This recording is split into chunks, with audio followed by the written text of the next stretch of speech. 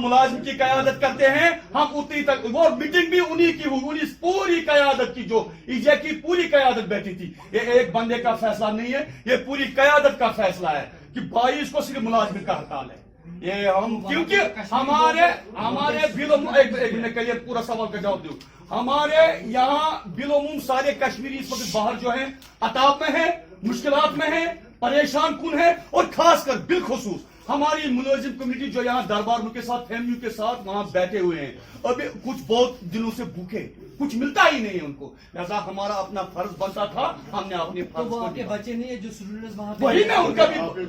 मैंने पहले बोला,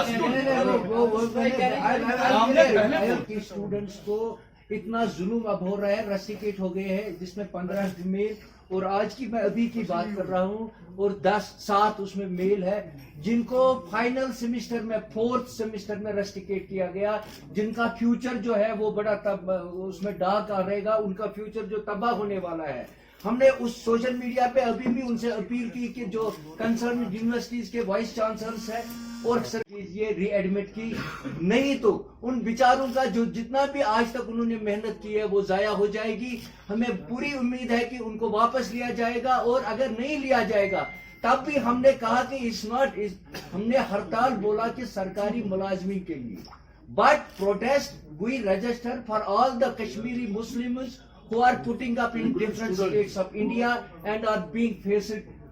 harassments and other things. हम एक तबके के लिए नहीं है, ये पूरे समाज के लिए कह रहे हैं कि